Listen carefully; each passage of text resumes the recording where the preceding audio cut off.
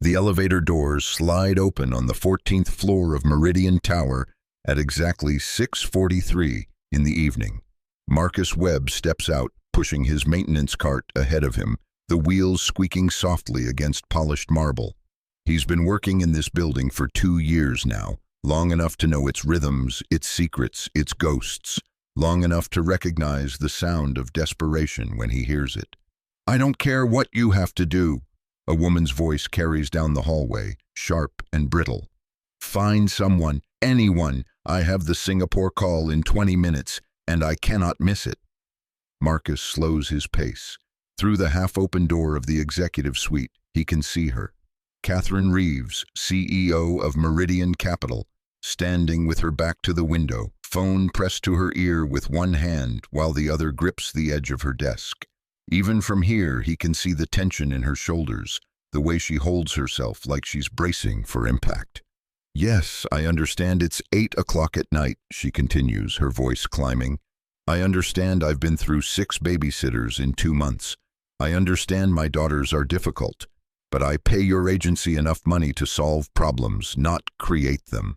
If you're enjoying this story so far, don't forget to hit the like button and subscribe. Drop a comment telling me where in the world you're watching from. I love hearing from you. Marcus should keep moving. This isn't his business. He's here to empty trash cans and replace light bulbs, not to witness the private struggles of executives who barely register his existence." But something in her voice stops him. Not the anger, that's just armor. It's what's underneath. Fear, raw and unconcealed. "Fine," Catherine says, the word coming out like broken glass. "Fine, send no one. I'll figure it out myself." She ends the call and stands there, staring at her phone like it's betrayed her. Marcus makes a decision he'll question for weeks to come. He knocks on the doorframe. Catherine's head snaps up. For a moment, she just stares at him, clearly trying to place him in the category of people who matter. She can't. He's wearing navy work coveralls with a name badge that says Webb in faded letters. He's nobody. "What?" The word comes out harsh, defensive. "I'm sorry, Miss Reeves. I didn't mean to intrude. I just heard you mention you needed someone to watch your daughters." Her eyes narrow. "And?" Marcus swallows. This is stupid. This is the kind of impulse that gets people fired. But he thinks about his own daughter, about Emma, about all the nights he sat up with her when the nightmares came, when the world felt too big and too cruel, and only his presence could make it bearable. "I could help," he says, "if you're truly stuck." Catherine laughs. It's not a kind sound. "You, the maintenance man." She says it like an accusation. "I have experience with children," Marcus says quietly. "And I've already passed the building's background check. You could verify that with HR." She studies him now, really looks at him for the first time. He's in his late 30s, maybe early 40s. Average height, broad shoulders from years of physical work. Brown skin, close-cropped hair beginning to gray at the temples. Tired eyes that have seen things, lost things. "Why would you offer this?" Suspicion colors every word. "Because I know what it's like to be desperate," Marcus thinks. "Because I know what it's like when your whole world is falling apart, and you're trying to hold it together with sheer will, and it's not enough. Because I've been where you are, just without the corner office and the expensive suit. Because you need help," he says instead, "and I'm available." Catherine's phone buzzes. She glances at it, and something in her face shifts. The Singapore call, the one she can't miss, the one that probably represents millions of dollars and countless jobs and all the weight she carries on those tense shoulders. She looks back at Marcus. For a long moment, neither speaks. Then she makes a calculation, the kind she's made 1,000 times in boardrooms and negotiations. Risk versus reward. Desperation versus judgment. "If you're lying to me," she says slowly, "if you're some kind of predator, if you hurt my children in any way, I will destroy you. I will use every resource I have to make sure you never work again. Do you understand?" "Yes, ma'am." They're in the residential suite, 15th floor, north side. The door code is 7932. They've already eaten, but they'll need to be in bed by 9. No television, no sugar, no negotiating. They'll test you. They test everyone. Don't give in. Understood. I'll be back by 11, maybe midnight. The Singapore call always runs long. She's gathering papers now, shoving them into a leather briefcase, moving with the mechanical efficiency of someone running on fumes and caffeine. If there's any problem at all, you call me. My personal number is on the refrigerator. I'll take good care of them, Marcus says. She stops, one hand on her briefcase, and looks at him, really looks at him, and for just a second the armor cracks. He sees exhaustion so profound it's like looking into an abyss. He sees a woman who's terrified she's failing at the one thing that actually matters. They're 6 years old, she says quietly. Twins, Ella and Lily. They're going through a difficult phase. They won't listen, they won't sleep, they scream and they break things and her voice catches. Please, just keep them safe. That's all I'm asking. Just keep them safe. I will, Marcus promises. She nods once, sharp and decisive, then brushes past him into the hallway. He watches her go, heels clicking rapidly against marble, a woman sprinting toward the next crisis while leaving her most important one in the hands of a stranger. Marcus stands alone in her office, his heart pounding. What has he just agreed to? The residential suite is nothing like Marcus expected. He'd imagined luxury, certainly, penthouses always are, but this space feels less like a home and more like a museum. Everything is white or glass or chrome. The furniture looks expensive and uncomfortable. There are no toys visible, no clutter, no evidence that children actually live here. The silence presses against his ears. Hello? Marcus calls out softly. Ella? Lily? My name is Marcus. Your mom asked me to stay with you for a little while. No response. He moves deeper into the apartment, past a kitchen that looks like it's never been used for actual cooking, past a living room where abstract art hangs on walls the color of fog. He finds them in what must be their bedroom, twin beds with matching white duvets, a bookshelf filled with educational toys still in their packaging, and in the corner, pressed together like two halves of the same person, sit Ella and Lily. They're small for 6. Delicate features, dark hair cut in identical bobs, wearing matching pajamas covered in stars. But it's their eyes that stop Marcus cold. Old eyes in young faces, wary, watchful, waiting for the next person to fail them. Hi, Marcus says, keeping his distance, making himself small and unthreatening. I'm Marcus. I work in the building, so your mom knows where to find me if she needs to. I'm going to be here until she gets back from her meeting. Neither girl moves. They just stare at him with those ancient eyes. Marcus slowly lowers himself to sit on the floor, back against the opposite wall. Not close, not demanding, just a present. I have a daughter, he says conversationally, like he's talking to adults who might actually care. Her name is Emma. She's 10 now. When she was your age, she used to have bad dreams, really bad ones. She'd wake up crying and it would take hours to calm her down. Still nothing, but Lily's hand has moved slightly, fingers curling around Ella's arm. The thing that helped, Marcus continues, was when I would tell her about the stars. Do you know about stars? He looks up at their pajamas. I see you're wearing them. That's good. Stars are important. Ella's mouth opens slightly, not to speak, just a tiny movement. Interest, maybe, or disbelief.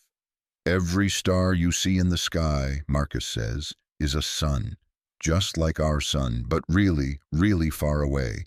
And most of those stars have planets around them, which means there are probably millions, maybe billions of other worlds out there. He lets that sit for a moment. Emma used to be scared of the dark, he says. But then I told her that darkness is just the universe showing off all its stars. You can't see stars during the day because the sun is too bright. You need the darkness to see how beautiful the light really is. Lily whispers something to Ella. Marcus can't hear it, but he sees Ella's small nod. Do you want to know a secret about stars? Marcus asks. Another whisper between them. Then, miracle of miracles, Ella speaks. Her voice is so quiet, he almost misses it. What secret? Marcus smiles. The light from the stars takes a really long time to reach us. Some of those stars died millions of years ago, but we're still seeing their light, which means even when something ends, even when it's gone, the light it made keeps traveling. It keeps reaching people. It keeps mattering. He doesn't know if they understand. He's not sure he fully understands what he's trying to say. Something about loss, about grief, about how the people we've lost still shine in us somehow. Can we see the stars? Lily asks.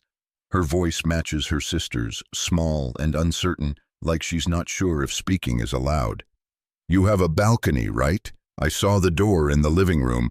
We could go look at them for a few minutes before bedtime. Mama says the balcony is dangerous, Ella says. It is if you're out there alone, Marcus agrees. But I'll be with you. I won't let anything happen, I promise. They look at each other, communicating in that mysterious language twins share. Then, moving as one unit, they stand.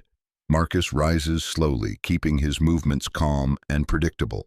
He leads them to the living room, unlocks the balcony door, and steps outside into the cool, evening air. The city spreads out below them, a galaxy of human lights competing with the real stars above. The girls follow, staying close together, staying far from the railing. See that really bright one? Marcus points. That's not actually a star. That's Venus, a planet. It's so bright because it's covered in clouds that reflect sunlight. He glances at them. They're both looking up now, necks craned, faces tilted toward the sky. And that cluster there, the ones that look like a tiny dipper, that's called the Pleiades. In Greek mythology, they were 7 sisters who got turned into stars. Why? Lily asks. Their father was a titan, and he got in trouble with the gods. To protect his daughters, Zeus turned them into stars, so they could escape and stay together forever. They stayed together, Ella repeats softly. Always, Marcus confirms. That's what sisters do. They stand there for a long time, 3 people on a balcony, looking at lights that died millennia ago, but still shine bright enough to matter. Bedtime goes easier than Marcus expected. He doesn't fight them when they insist on sleeping in the same bed, curled around each other like question marks. He doesn't turn off all the lights when Lily asks him to leave the bathroom light on. He doesn't argue when Ella requests one more story. Instead, he sits on the edge of the bed and tells them about constellations, about Orion the hunter and Cassiopeia the queen, about how ancient people looked at random dots of light and connected them into stories, into meaning, into ways of understanding their place in the universe. Do you know any sad stories? Ella asks when he's winding down. The question catches him off guard. Sad stories? The babysitters always tell us happy stories, Lily explains. Like everything's perfect. But things aren't perfect. We know they're not. Marcus looks at these 2 small, impossibly wise children and makes another decision. There's a constellation called Aquila, he says. It's an eagle. In the myth, the eagle belonged to Zeus, the king of the gods, and Zeus asked the eagle to do something terrible. He asked it to kidnap a young boy named Ganymede and bring him to Olympus. Why? Ella whispers. Because Zeus was selfish. He wanted the boy as a servant, and the eagle obeyed because that's what eagles do. They follow orders. But afterward, the eagle felt terrible about what it had done. So Zeus put it in the sky as a reminder that sometimes even when we do what we're told, we still have to live with our choices. That is sad, Lily says. Yes, Marcus agrees, but it's also true. Real stories have sad parts. The trick is finding the light even when things are dark. Like stars, Ella murmurs, her eyes already drifting closed. Exactly like stars. He sits with them until their breathing evens out, until the tension leaves their small bodies, until they slip into whatever dreams 6-year-olds have when they're finally safe.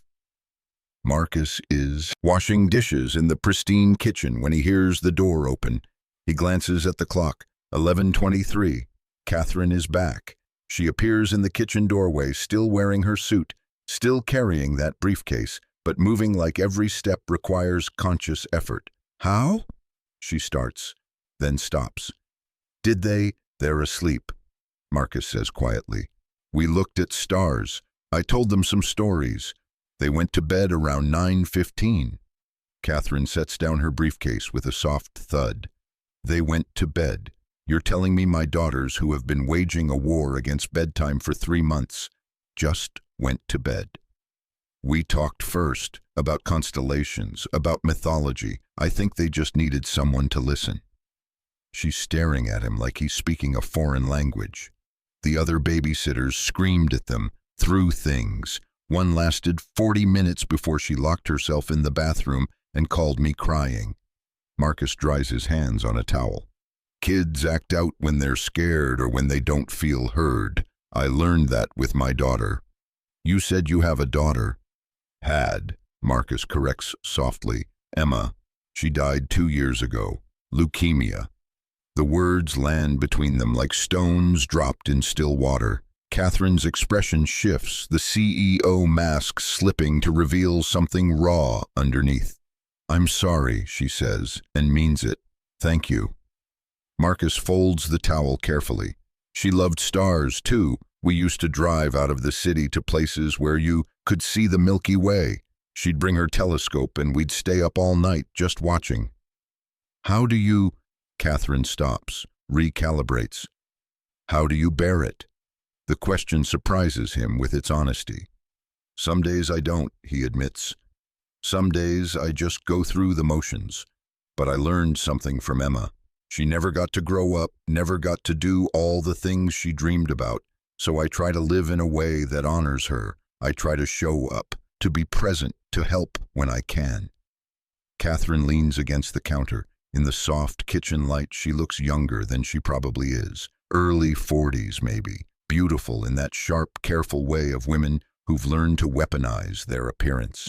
But I'm exhausted, so deeply exhausted. Their father left when they were 2, she says abruptly. He said he didn't sign up for this. For twins, for the responsibility, for all of it. Just packed a bag one day and left. Haven't heard from him since. I'm sorry. I thought I could do it alone. I built a company from nothing. I manage billion-dollar portfolios. How hard could raising 2 children be? She laughs, bitter.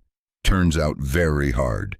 Turns out I'm better at mergers and acquisitions than I am at being a mother. That's not true, Marcus says firmly. Your daughters are fed, clothed, safe, living in luxury. You're working yourself to death to provide for them.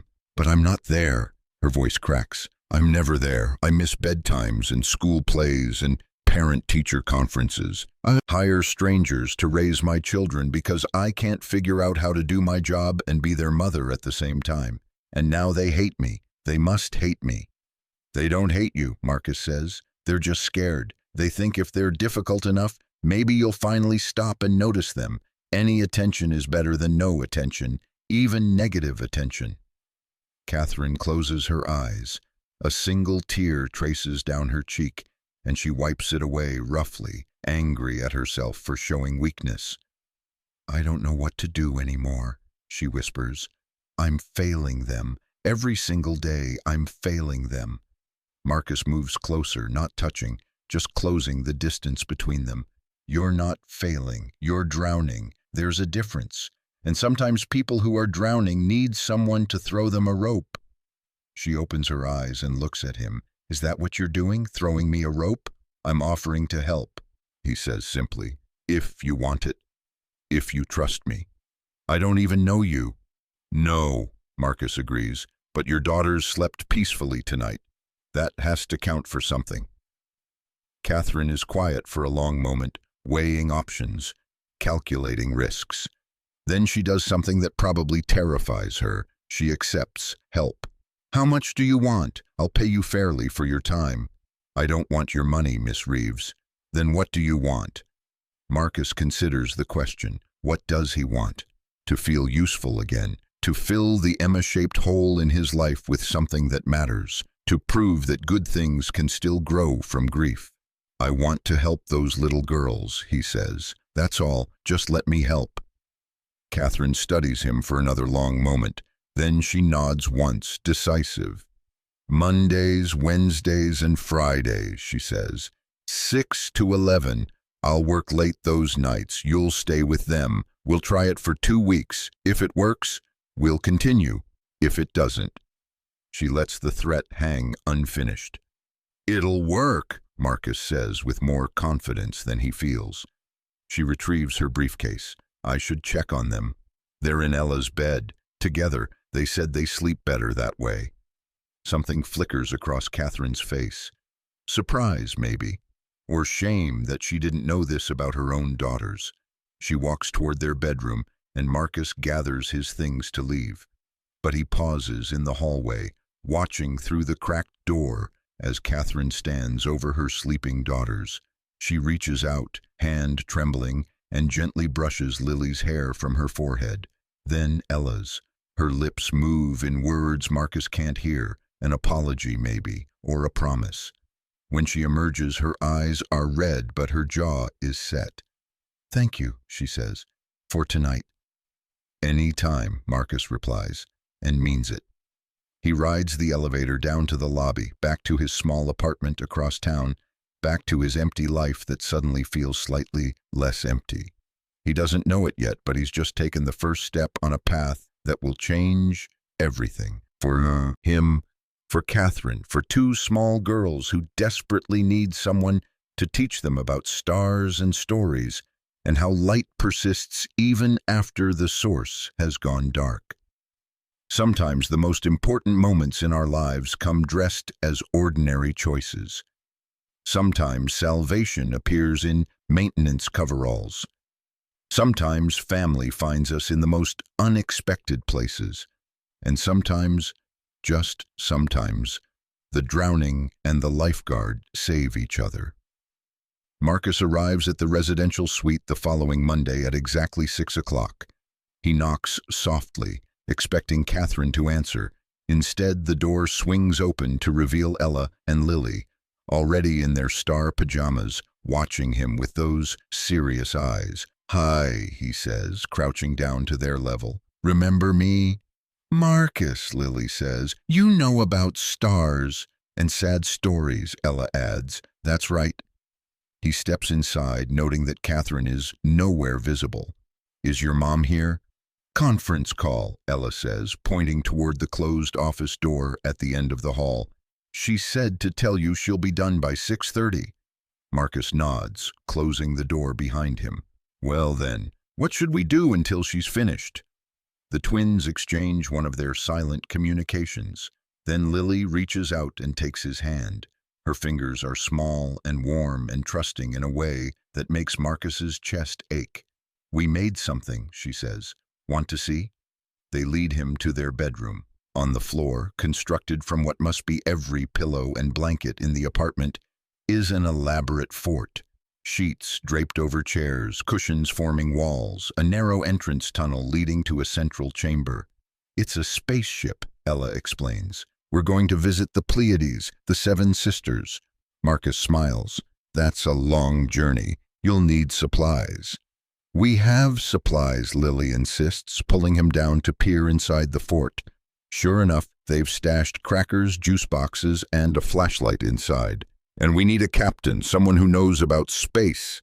I see. Marcus considers this seriously. Well, I do know a bit about space, but I've never captained a ship before. You two will have to teach me. The delight that spreads across both small faces is like watching the sun come up. For the next hour, Marcus finds himself crawling through blanket tunnels, navigating imaginary asteroid fields, and having very serious discussions about the orbital mechanics of their makeshift spacecraft. The girls are different tonight, less guarded, more animated. When they laugh, it's real. When they talk, they don't whisper. Catherine emerges from her office at 6:45, jacket discarded, hair slightly disheveled. She stops in the doorway of the bedroom, staring at the chaos of pillows and blankets and her daughter's joy. We're going to the Pleiades, Ella announces. Marcus is teaching us about navigation. Is he? Catherine's voice is carefully neutral, but Marcus catches something in her expression. Relief, maybe, or envy. The Pleiades are actually about 440 light-years away, Marcus explains, emerging from the fort with a sheepish grin. So it's going to be a long trip. We'll need to pack more snacks. I see. Catherine sets down her tablet. Well, I'll leave you to your journey. I have some reports to review. She turns to go, and Marcus sees it, the way her shoulders curve inward, the way she holds herself like she's trying to take up less space in her own home. She's the outsider here, the stranger in her daughter's lives. Miss Reeves, Marcus calls out. Actually, we could use a chief engineer, someone to manage the ship's systems. Interested? Catherine freezes. I have work. The reports can wait 20 minutes, Marcus says gently. The Pleiades won't. The twins are watching their mother with an expression Marcus recognizes. Hope mixed with certainty of disappointment. They've learned not to expect her presence. But something shifts in Catherine's face.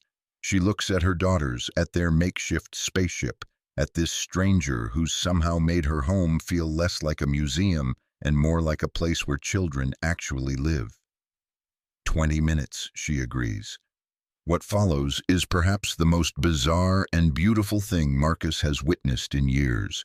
Catherine Reeves, CEO of Meridian Capital, crawls into a blanket fort with her daughters and him.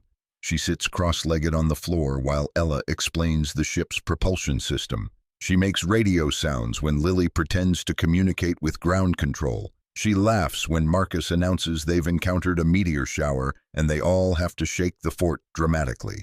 She laughs, and her daughters stare at her like they're seeing someone they thought was lost forever.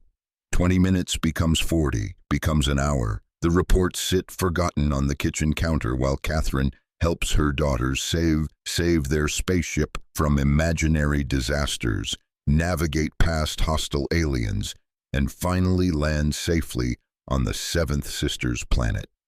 We made it, Lily announces, collapsing against her mother in exaggerated exhaustion. That was the longest trip ever. But we stayed together, Ella adds, leaning against Catherine's other side, the whole time. Catherine's arms come up slowly, hesitantly, like she's afraid of breaking something precious. Then she pulls both daughters close, tucking them against her chest. The whole time, she echoes, her voice thick. Marcus quietly extracts himself from the fort, giving them space. He moves to the kitchen and starts preparing a simple dinner from what he finds in the refrigerator. Pasta, butter, a little cheese. Nothing fancy, but warm and real. When Catherine emerges 15 minutes later, the twins have fallen asleep in the fort, still wearing their space captain pajamas, still holding hands. They crashed, she says softly. The journey took everything out of them. Space travel is exhausting, Marcus agrees, stirring pasta. Hope you don't mind. I thought they'd need dinner when they wake up. You're making dinner. Just pasta, nothing complicated. Catherine leans against the doorframe, watching him move through her kitchen with easy familiarity. You're different than the others. The other babysitters.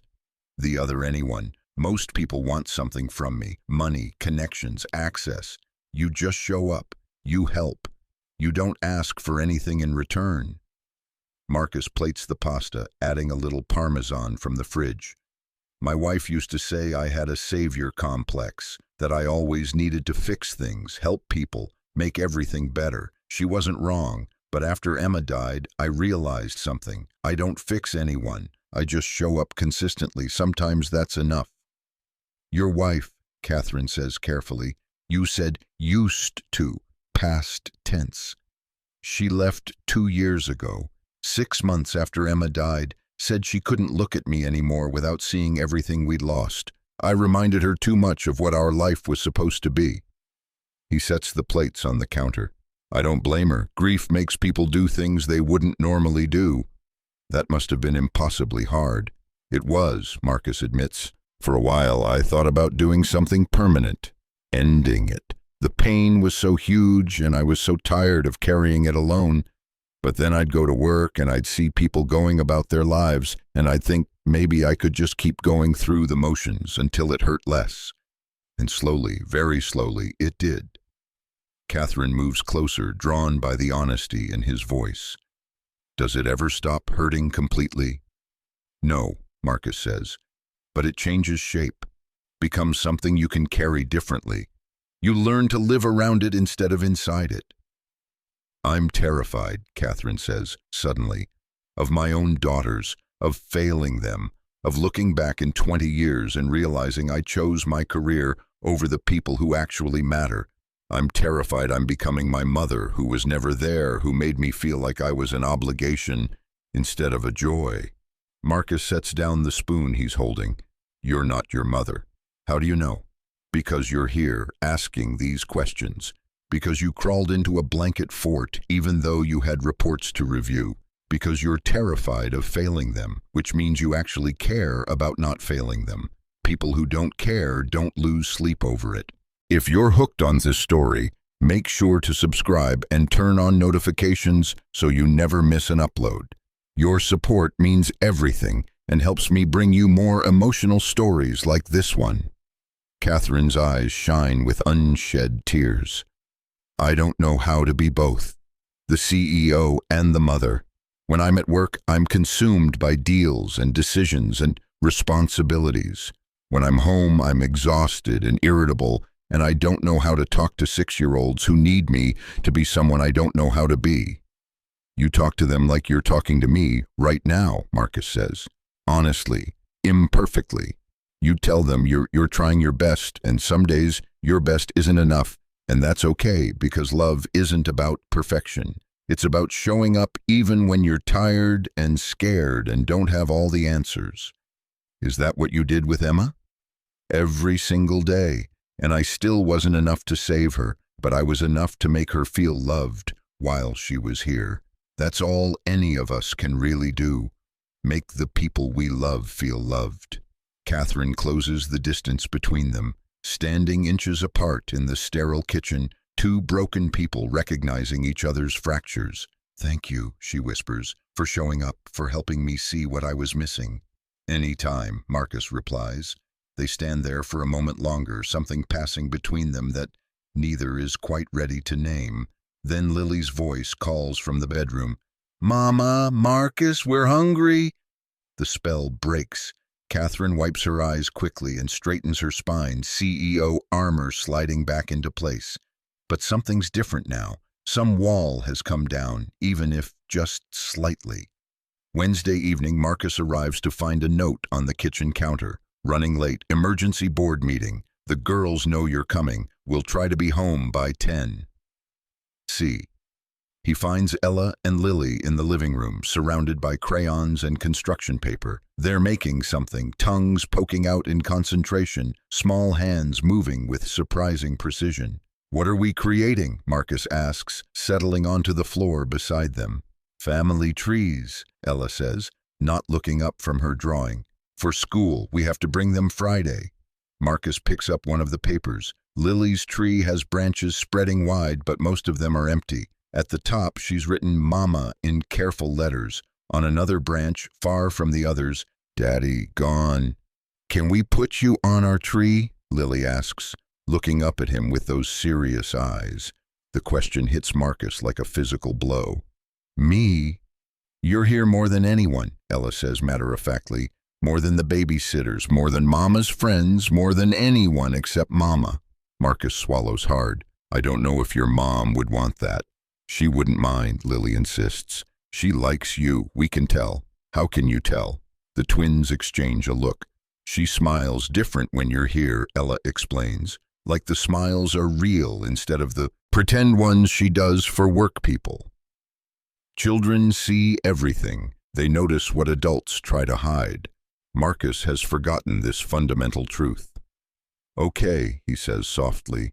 You can put me on your tree, but maybe on a smaller branch. I'm new. New branches can grow bigger, Lily says, and adds his name to her tree in purple crayon. They work together for the next hour. Marcus helps them add details, suggesting they include Catherine's mother, even though Ella says quietly, Grandma doesn't visit anymore. She says Mama's too busy for family. That must hurt, Marcus says. It hurts Mama more than us, Ella observes with disturbing wisdom. We see it in her face when Grandma doesn't come for birthdays. Marcus is learning that these children carry more awareness than anyone gives them credit for.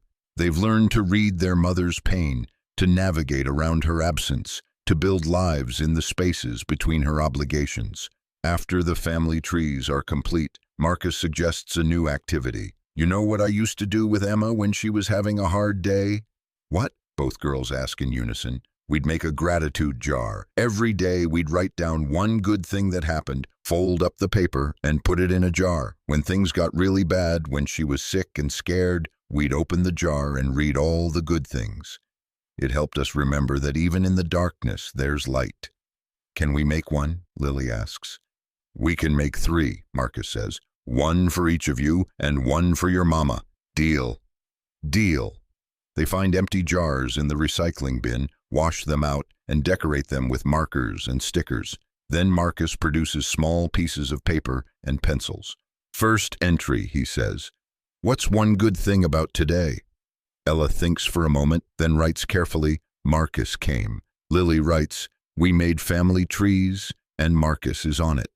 Marcus feels his throat tighten. He writes on a piece of paper for Catherine's jar, your daughters are brilliant and kind, and see more than you realize. They fold the papers and drop them in their respective jars with satisfying plinking sounds. Every day, Marcus says, even on bad days. One good thing. Can you do that? Yes, they chorus. Catherine arrives home at 11. Marcus has put the girls to bed, cleaned the kitchen, and is sitting in the living room reading one of the books from her shelf, a biography of Eleanor Roosevelt. Sorry, I'm so late, she says, dropping her briefcase with a heavy thud. The board meeting turned into a war. Half of them want to pursue the Singapore merger. Half think it's too risky. I spent 5 hours playing mediator. Sounds exhausting. It was. She collapses onto the opposite end of the couch. How were the girls? Good. We made family trees for school and started gratitude jars. Gratitude jars? Marcus explains the concept. Emma and I found it helped, gave us something to hold on to when everything felt hopeless. Catherine is quiet for a moment. You talk about her easily now. Emma, at first it seemed hard. It gets easier with practice. The grief doesn't shrink, but you grow around it. You learn to integrate it instead of being consumed by it. I don't know how you survived losing a child. I think about something happening to Ella or Lily, and I can barely breathe. You survive because you have to, because the alternative is giving up, and giving up means they died for nothing. So you find ways to honor them, to carry them forward, to let their light keep shining through you. Catherine turns to face him fully. The girls put you on their family trees. So they told her. I hope that's okay. They asked, and I didn't want to say no. It's more than okay. It's... She pauses, searching for words. It made me realize how absent I've been. My daughters are building their understanding of family, and I'm barely in the picture. I'm the branch at the top, but you're the one they see every day. You're the one making them feel safe and heard and valued. Catherine, you're their mother. Nothing I do changes that fundamental bond. But you're showing me what I'm missing, how to be present, how to listen, how to see them as people instead of problems to solve. She draws her knees up, making herself smaller. I'm jealous of you. Isn't that pathetic? I'm jealous of how easily you connect with them. It's not easy, Marcus says. I just have practice with the hard parts. Emma taught me patience, taught me that love isn't about fixing people. It's about being with them in their broken places. I want to learn that, Catherine says. I want to be better for them. Then start small. Have dinner with them tomorrow, not while checking your phone or thinking about work. Actually be present. Ask them about their day. Listen to their answers. That's all they really want, your attention. My attention, something I give so freely to strangers and colleagues and business partners, but my own daughters have to beg for scraps of it. She laughs bitterly. I'm the worst kind of mother. No, Marcus says firmly, you're a mother who's trying. That's more than a lot of kids get. They sit in silence for a while, the city glowing beyond the windows. Finally, Catherine speaks again. I looked you up. After the first night, I shouldn't have, but I did. Marcus tenses. And? Marcus Webb worked at Children's Mercy Hospital for 8 years. Pediatric oncology nurse. Excellent record. Left abruptly 2 years ago, shortly after. She stops. I'm sorry. That was intrusive. It's okay. You were protecting your daughters. I would have done the same. Your colleagues said you were the best nurse they'd ever worked with, that you could calm any child, no matter how scared, that parents requested you specifically because their kids felt safe with you. I loved that work, Marcus says quietly, but after Emma died, I couldn't go back, couldn't watch other children fight the same battle she lost. It felt like failing her over and over again. So you became a janitor. I became invisible. It's easier to grieve when no one's watching. Catherine studies him in the dim light. You're not invisible to my daughters. They see you perfectly clearly. I see them too, really see them, not as problems or obligations or failures, just as two brave little girls trying to understand a world that hasn't been particularly kind to them. That's what they need, Catherine whispers. That's what I can't seem to give them. You can, Marcus insists. You already are. You're here right now asking questions, trying to understand. That's what matters. She meets his eyes, and something passes between them. Recognition, connection, the beginning of something neither expected. Stay, she says suddenly, not just Mondays, Wednesdays, and Fridays. Every night. I'll pay you properly like a real nanny. You can quit your maintenance job. Focus entirely on the girls. Marcus shakes his head. I don't want your money, Catherine. I told you that. Then what do you want? The question hangs between them. What does he want?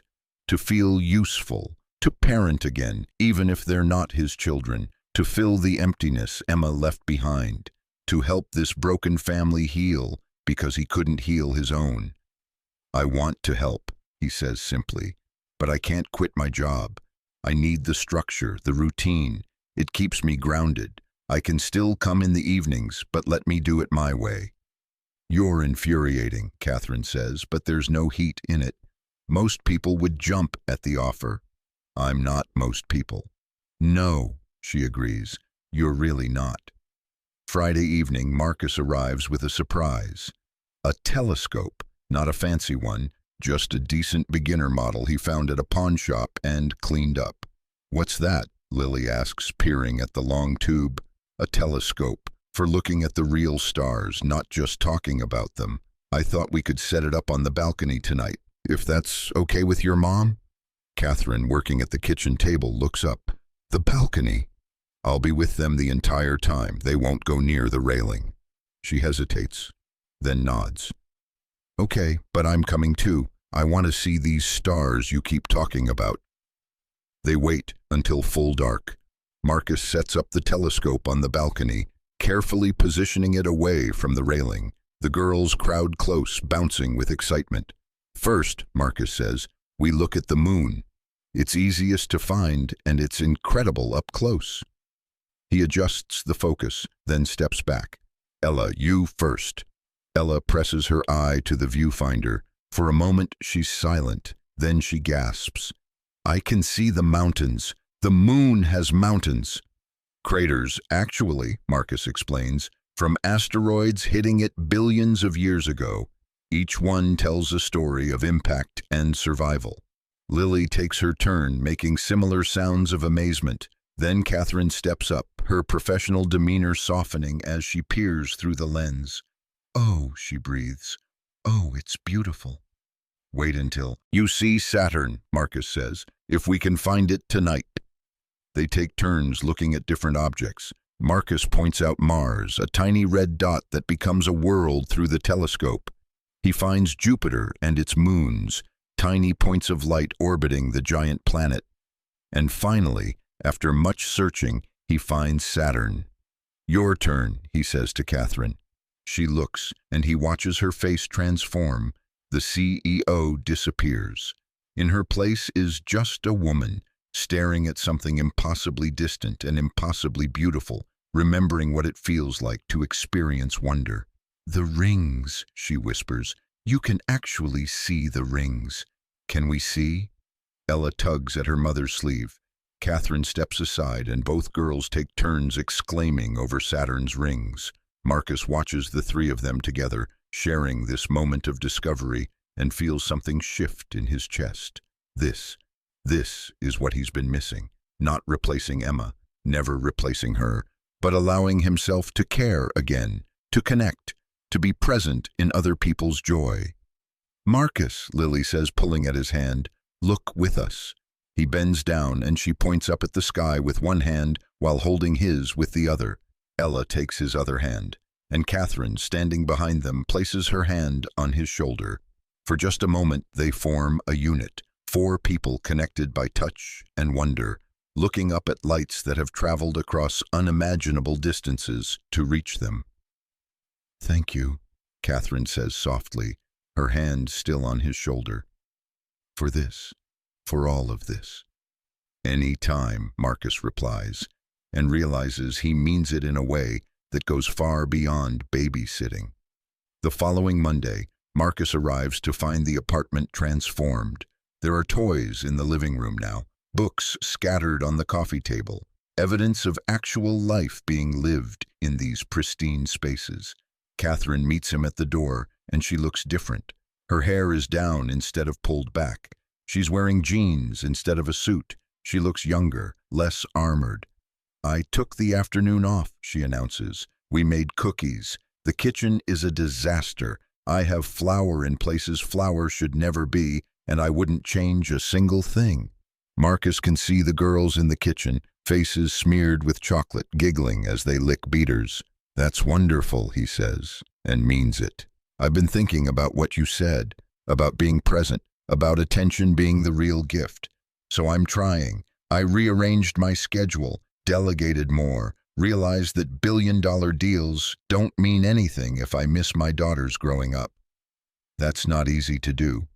"No," Catherine agrees. "It's terrifying, actually, letting go of control, trusting other people to handle things. But you know what's more terrifying?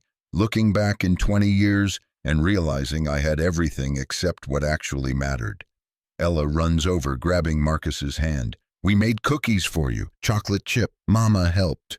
"Well then, we better try them," Marcus says, letting himself be pulled toward the kitchen. They spend the evening eating slightly burnt cookies and laughing about the great flour explosion. Catherine tells stories about her own childhood, about a mother who was never satisfied, never present, always chasing the next achievement. "I swore I wouldn't be like her," she says, watching her daughters play. "But I was becoming exactly like her. Work came first, always work. I convinced myself I was providing, but really, I was just hiding."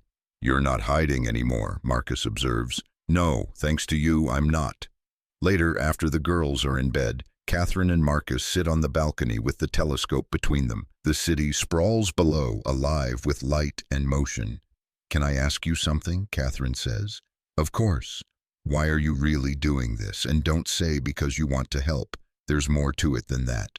Marcus considers lying, but she's been honest with him, and he owes her the same. "Because being with your daughters makes me feel like I'm still Emma's father, like I still have a purpose beyond just existing. When I'm here, I'm not just Marcus the janitor who lost everything. I'm someone who matters to someone. And I've missed that more than I can say." Catherine reaches across the space between them and takes his hand. Her fingers are soft and warm and uncertain. "You matter," she says, "to them, to me, more than you probably realize." Marcus looks down at their joined hands. "This is complicated." "I know. You're my employer, sort of, and I'm helping you raise your children, and we barely know each other." "I know," Catherine repeats, "but I haven't felt this seen in years. Maybe ever." You look at me and you don't see the CEO or the single mother or the woman who has to be perfect. You just see me. I see someone who's trying her best in impossible circumstances, Marcus says. I see someone who loves her daughters but doesn't know how to balance that love with all the other demands on her life. I see someone who's scared and lonely and so much stronger than she realizes. Catherine's eyes fill with tears. How do you do that? See so clearly? Because I've been where you are, lost and broken and convinced I'm failing at everything that matters. Someone helped me find my way back. I'm just paying it forward. They sit in silence, hands still linked, city lights reflecting in their eyes. And somewhere between the broken pieces of their separate lives, something new begins to take root, something fragile and unexpected and worth protecting. Stay, Catherine whispers, not just for them, for me too. Marcus squeezes her hand gently. I'm not going anywhere. And for the first time in 2 years, he means it. He's found something worth staying for, a family that isn't his by blood or law, but might become his by choice. And sometimes that's the strongest kind of family there is. 3 weeks pass in a rhythm that begins to feel like family. Marcus arrives each evening to find Catherine home earlier, more present, more herself. The girls bloom under the attention, their laughter filling spaces that used to echo with silence.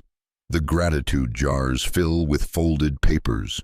Good things accumulate like evidence that healing is possible, but nothing stays simple forever. It starts on a Wednesday afternoon when Marcus is still at work, mopping the lobby of Meridian Tower. His supervisor, Derek, approaches with a tablet and an expression Marcus has learned to dread.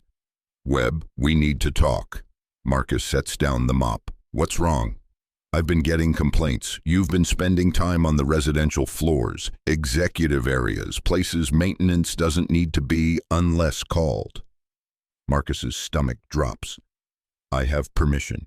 Miss Reeves asked me to help with her daughters. Derek's eyebrows rise. The CEO asked you, the janitor, to watch her kids? Yes. And you didn't think to run this through HR? To get proper approval? To consider how this looks? How it looks? Derek lowers his voice. Marcus, think about the optics. A male maintenance worker spending hours alone with a wealthy woman's children, in her private residence, without proper vetting or oversight. I've been background checked. I worked in pediatric oncology for 8 years. I know you're not a threat, Derek interrupts. But perception matters. Someone complained to building management, said it was inappropriate, potentially dangerous. Now I have to investigate, and if I can't prove everything's above board, I have to let you go. The floor seems to tilt beneath Marcus's feet. Who complained? I can't tell you that, but they've escalated it to the building's legal team. They're concerned about liability, about what happens if something goes wrong and it comes out we knew a maintenance worker was acting as unauthorized childcare. Catherine knows. Miss Reeves. She approved everything. Then you need her to put that in writing, immediately, with copies to HR, building management, and legal. Otherwise, I have to suspend you pending investigation. I'm sorry, Marcus, I don't want to do this, but my hands are tied. Marcus's mind races. He pulls out his phone and texts Catherine. Need to talk, urgent, about the girls. Her response comes within seconds. In a meeting, is everything okay? No, can you call when free? Give me 20 minutes. Marcus looks at Derek. She'll provide documentation, whatever you need. I hope so, Derek says, because if she doesn't, you're gone by end of day. 20 minutes feels like 20 hours. Marcus tries to work, but his hands shake.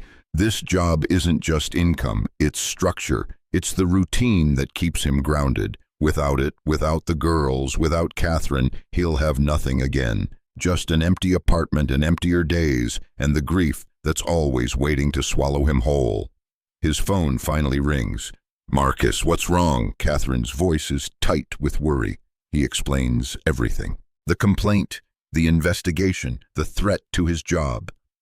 Catherine is silent for 3 heartbeats. Then her voice turns to ice. Who complained? They won't say. I'll find out, and I'll handle this. Do not worry. You're not losing your job, and you're certainly not being kept from my daughters. Catherine, maybe it's better if I step back. If someone thinks this is inappropriate, someone is wrong. She cuts him off. You've been the best thing to happen to this family in years. I won't let small-minded people destroy that, because they can't imagine a man caring for children without ulterior motives. The building's legal team is involved. I own 40% of this building, Catherine says, her CEO voice fully engaged. Legal works for me. Give me 2 hours. She hangs up before Marcus can respond. True to her word, 2 hours later, Derek approaches Marcus again. This time, he's holding a thick folder.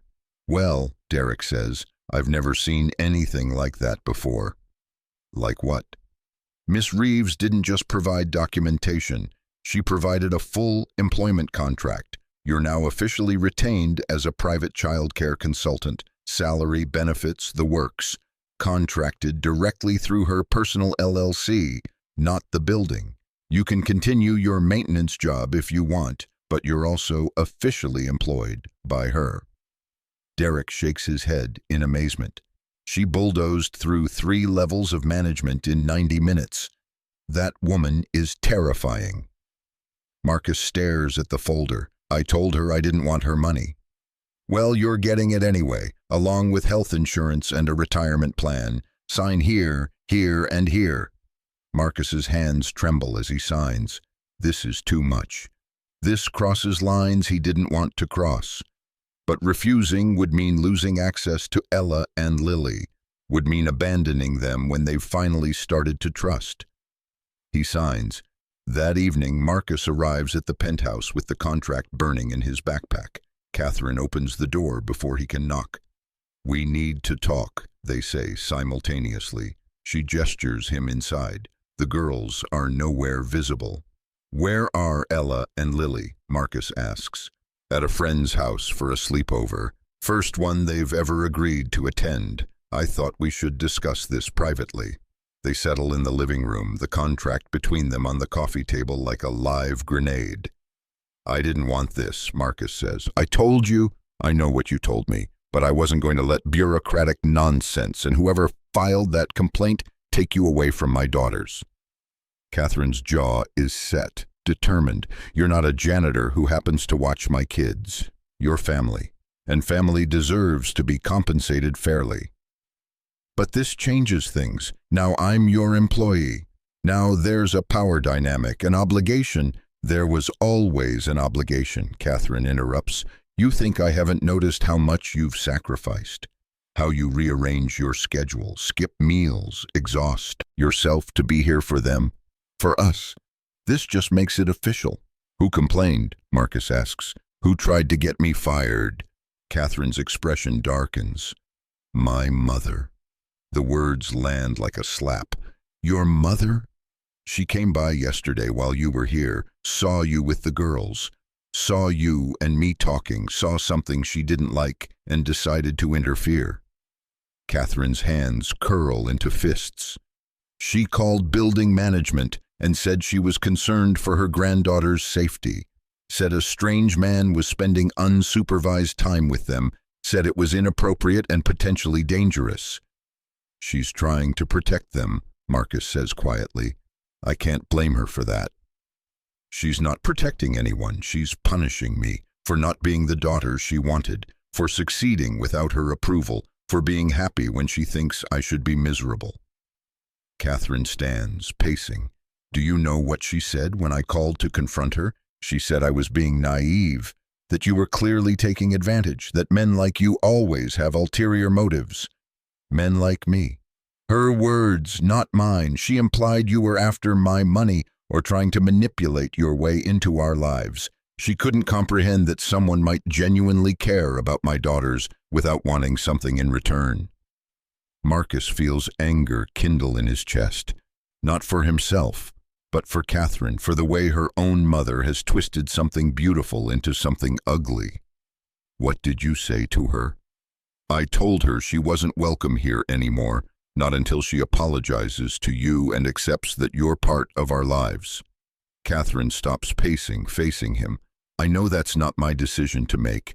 You might not want to be part of our lives after this, after it's been made so complicated and official and... Marcus stands, closing the distance between them. Catherine, stop. She stops. Your mother is wrong, he says quietly, about my motives, about who I am, about everything, but she's not wrong to be protective. If I had a daughter and some stranger was spending hours with her children, I'd be suspicious too. You're not a stranger anymore. To her, I am, and maybe that's something we need to address. Not by cutting her out, but by helping her see what you see. Catherine laughs, bitter. You don't know my mother. She doesn't change her mind. She doesn't admit mistakes. She just judges and criticizes and makes everyone around her feel small. Then be bigger than her judgment, Marcus says. Show her through your actions that this isn't what she thinks it is. Let her see Ella and Lily thriving. Let her see you happy. Eventually, the evidence will speak for itself. You're more forgiving than I am. I'm just familiar with complicated family dynamics. Emma's grandmother blamed me for her death, said if I'd been a better father, more attentive, I would have noticed the symptoms earlier, would have pushed for diagnosis sooner, would have saved her. Catherine's hand finds his. That's not true. I know, but she needed someone to blame, and I was there. We didn't speak for a year. Then one day she showed up at my door and said she was sorry, said grief had made her cruel. We reconciled before she died last winter. He squeezes Catherine's hand. People say terrible things when they're scared. Your mother is scared. Of what? Of losing you. Of watching you build a life that doesn't include her. Of realizing her grandchildren are happy without her involvement. Fear makes people act in ugly ways. Catherine sinks back onto the couch, pulling Marcus down beside her. They sit close, shoulders touching, hands still linked. I don't want you to take the contract, she says. Not if it makes you uncomfortable. We'll find another way. I already signed it. We can tear it up. No, Marcus says. We can't, because Derek was right about one thing. Perception matters. This makes everything legitimate, protects both of us, protects the girls. It's the smart choice. Even if it changes things between us. Marcus turns to look at her. Really look at her. This brilliant, fierce, vulnerable woman who's somehow become essential to his life. Things were already changing, he says softly. We both know that. Yes, Catherine whispers. We do. They're close enough that Marcus can see the gold flecks in her brown eyes, close enough that when she leans forward he meets her halfway. The kiss is soft, tentative, a question more than an answer. When they pull apart, Catherine's eyes are bright with tears. I didn't plan this, she says. Didn't expect to feel this way about anyone, especially not the janitor, the man who saved my family when I couldn't figure out how to save it myself. You saved yourself, Marcus corrects. I just showed you what you were missing. That's everything, though. That's the whole difference. Before you, I was drowning and didn't even realize it. Now I can breathe. Marcus cups her face in his hands, thumbs brushing away tears. We have to be careful. For the girls, they need stability, not adults who rush into something and crash out. I know, we'll be slow, we'll be cautious, we'll put them first. Ways, Marcus agrees. They kiss again, deeper this time, and something that's been building for weeks finally finds release. But they don't let it go further, not yet. Not with so much still unresolved. The crisis comes 2 days later. Marcus receives a call while he's at work. Catherine's number, but it's not Catherine's voice. Is this Marcus Webb? A woman's voice, cold, authoritative. Yes, who's this? Margaret Reeves, Catherine's mother. We need to meet. Marcus's grip tightens on his phone. I don't think that's a good idea. I don't care what you think. Meet me at Bryant Park in 1 hour. If you care about those children at all, you'll come. She hangs up before he can respond. Marcus stares at his phone, mind racing. He could ignore this, could tell Catherine, could avoid the confrontation entirely. But Margaret's words echo in his head. If you care about those children at all.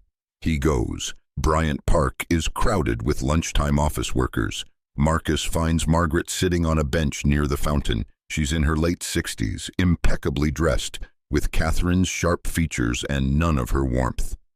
"Mrs. Reeves," Marcus says, not sitting. "Sit down, Mr. Webb." "I'd rather stand." "Suit yourself?" She studies him with cold appraisal. "You don't look like a predator, but they rarely do they?" "I'm not a predator. I'm someone who cares about your granddaughters." "So you say, but I've done research on you. Lost your daughter 2 years ago. Wife left you. Quit your nursing career. Started working as a janitor. Classic signs of someone in crisis. Someone unstable." Marcus forces himself to stay calm. "Someone grieving. There's a difference." "Is there?" "Because from where I'm sitting, you look like a man who's trying to replace his lost family with mine, and that's not healthy for anyone involved." "You're wrong." "Am I?" "Then explain why you refused payment. Why did you insisted on doing this for free? What were you really after, Mr. Webb?" "My daughter's money, access to her connections, a way into a life you couldn't achieve on your own." The accusations sting because they echo his own insecurities. The voice in his head that whispers, he's using Catherine and the girls to fill an Emma-shaped void. "I refused payment because I didn't want it to be transactional," Marcus says quietly. "I wanted to help because helping is the right thing to do, because those little girls deserved someone who saw them as people, not problems. And my daughter, what does she deserve? Respect, support, someone who sees her humanity instead of just her achievements." Margaret laughs, sharp, humorless. "You think you're the first man to see Catherine as a project, to see a successful woman and think you can fix her, save her, make yourself important by being what she needs? That's not what I'm doing, isn't it? Because from where I'm sitting, you've inserted yourself into every aspect of her life. Her children call you by name with more affection than they've ever shown their own grandmother. She's restructured her entire work schedule around your availability. She's making you family when you're nothing but hired help." The words are designed to wound, and they do. Marcus feels them land in all his vulnerable places. "If you have concerns," he says carefully, "talk to Catherine. She's a grown woman capable of making her own decisions." "I did talk to Catherine. She told me I wasn't welcome until I apologized to you." Margaret's voice drips with disdain. "My own daughter chose you over me, a stranger, a man she's known for less than 2 months. Understanding dawns. This isn't about protecting Ella and Lily. This is about Margaret's bruised ego, about being replaced, about losing control of a daughter who's finally learning to set boundaries. "I didn't ask Catherine to choose," Marcus says, "and I'm not trying to replace you, but those girls needed help, and I was there. If you'd been there, maybe things would be different. Don't you dare judge my relationship with my family." "I'm not judging. I'm stating facts. You weren't there, I was. That's not my fault." Margaret stands, drawing herself up to full height. She's shorter than Marcus, but radiates authority. "I want you gone, out of my daughter's life, out of my granddaughter's lives. I'll pay you whatever you want. Name your price." "I don't have a price." "Everyone has a price." "Not for this." Marcus meets her gaze steadily. "I won't abandon those children because you're uncomfortable with my presence. If Catherine wants me gone, she'll tell me herself. Until then, I'm staying." "You're making a mistake." "Maybe, but it's my mistake to make." Margaret's expression hardens. "Fine, but when this falls apart, when Catherine realizes you're just another person who'll disappoint her, don't say I didn't warn you." She walks away, back straight, leaving Marcus standing alone by the fountain. He pulls out his phone and texts Catherine, "Your mother and I need to talk. All of us. Together." The confrontation happens that evening in Catherine's living room. Margaret sits on one side, Marcus and Catherine on the other. Ella and Lily are in their bedroom, door closed, hopefully out of earshot. I asked you here, Catherine begins, her voice tight with control, because Marcus seems to think we can resolve this like adults. I have my doubts. As do I, Margaret says, but I'm willing to listen if he can explain what he's really after. Mother, he's already explained. Let him speak for himself, Catherine. Marcus takes a breath. Mrs. Reeves, I understand your concern. You see a strange man who's become close to your family very quickly. That's suspicious. I would think the same thing in your position. Margaret's eyebrow raises slightly. Surprise, maybe, at his acknowledgement. But here's what I'm not, Marcus continues. I'm not after money. Catherine can verify that I refused payment for weeks. I'm not after status or connections. I'm a janitor, and I'm comfortable with that. I'm not trying to replace anyone or manipulate anyone. I'm just someone who lost everything and found a reason to keep going in helping your daughter and granddaughters.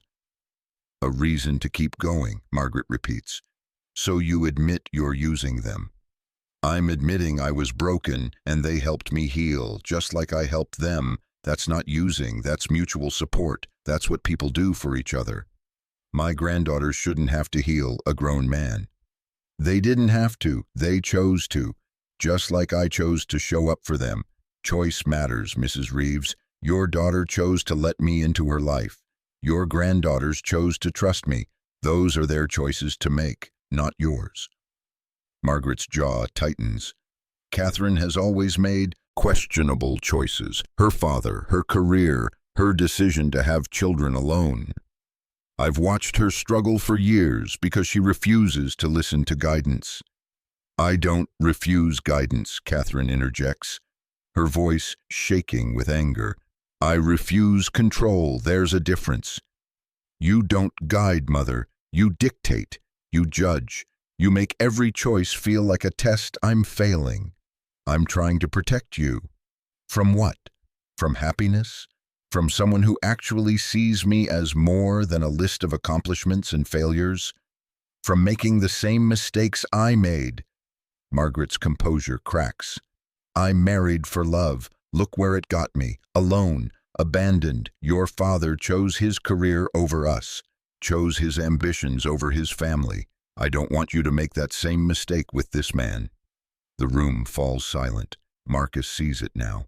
Margaret isn't protecting Catherine from him. She's protecting Catherine from her own past, from the betrayal she experienced, from the fear that history will repeat itself. Mrs. Reeves, Marcus says gently, I'm not your husband. I'm not going to abandon Catherine or her daughters, but I understand why you'd fear that. Abandonment leaves scars that never fully heal.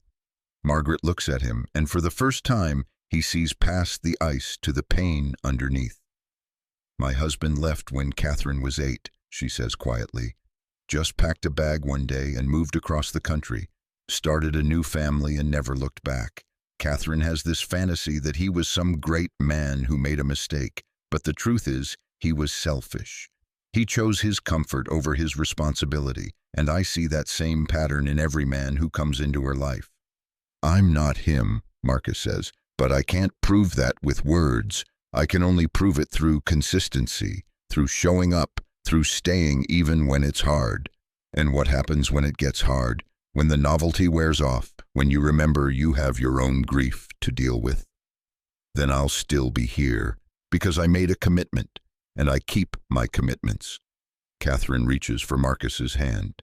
Mother, I need you to trust my judgment. Just this once. Marcus has been nothing but good for us.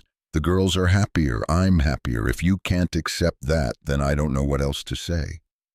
Margaret looks at their joined hands. Something shifts in her expression. Not acceptance, not yet, but consideration, the possibility of it. I want to spend time with my granddaughters, she says finally. Real time, not supervised visits where you're hovering. I want to know them. Then start showing up, Catherine says. Not when it's convenient, not when you want to criticize my choices, but actually show up.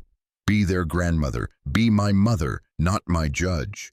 Margaret nods slowly. I can try. That's all I'm asking.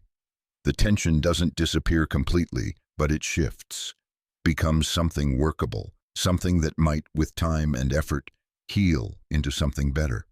Margaret stands to leave. At the door, she turns back to Marcus. "Prove me wrong," she says. "Please." "I intend to," Marcus replies. After she's gone, Catherine collapses against Marcus, shaking.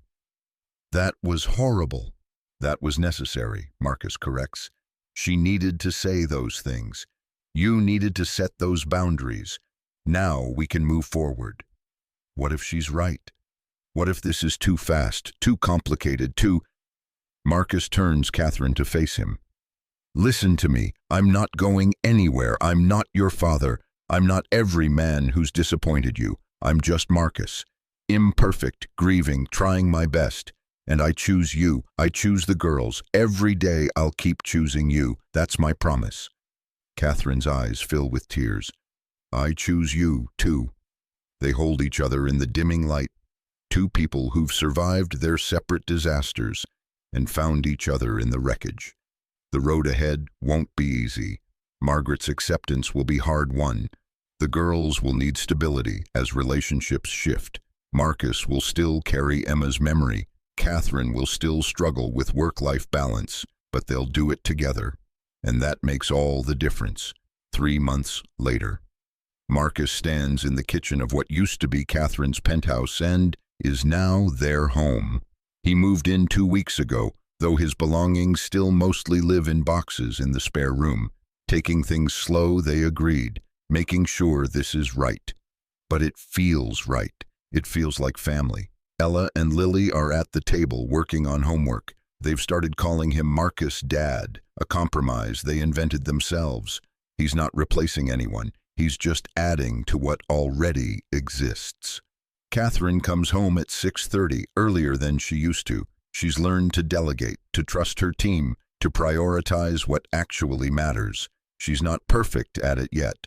Some days she still works too late, still chooses deals over dinner, but she's trying, and trying counts. "Guess who's coming to dinner tomorrow?" Catherine announces. "Who?" Lily asks. "Grandma Margaret." Both girls look up, surprised. Margaret has been visiting more frequently, slowly rebuilding relationships she nearly destroyed. It's awkward and tense, but it's happening. "Is Marcus' dad going to be there?" Ella asks, protective. "Of course I am," Marcus says. "We're a family. We do things together." "Even the hard things?" Lily presses. "Especially the hard things."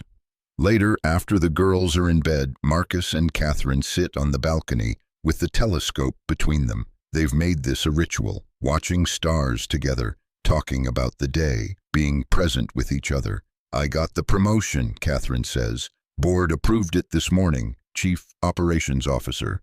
"That's wonderful," Marcus says, meaning it. "It means more responsibility, more travel, more time away from home." "We'll figure it out. We always do." Catherine looks at him. "You make it sound so simple." "It's not simple. It's just possible. There's a difference." They sit in comfortable silence, watching the city lights compete with starlight. Marcus thinks about Emma, about how she'd like Ella and Lily, about how she'd probably tell him he's doing okay, even when he doesn't feel like he is. "Thank you," Catherine says softly. "For what?" "For not giving up on us, on me, even when it got complicated. Thank you for letting me in, for trusting me with the most important parts of your life." "They're not just the most important parts of my life anymore," Catherine says. "You are too."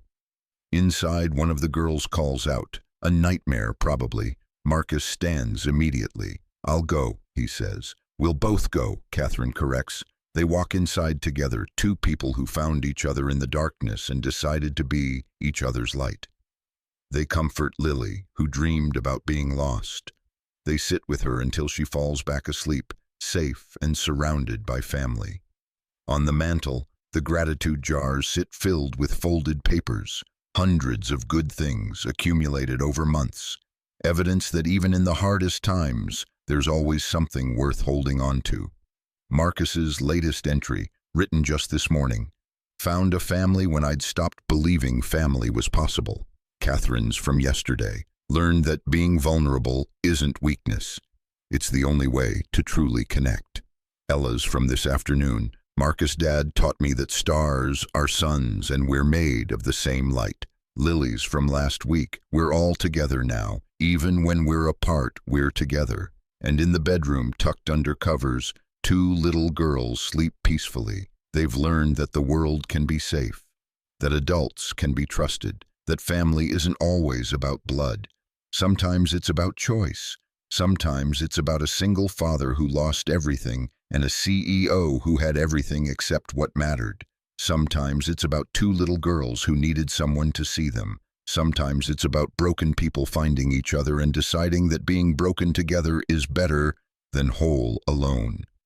The stars continue their ancient journey across the night sky, light from distant sources traveling for years to reach us, reminding us that even when something ends, its light keeps going, keeps reaching, keeps mattering, and in a penthouse high above the city, a family sleeps. Not perfect, not without scars, but together, and that's enough. That's more than enough. That's everything.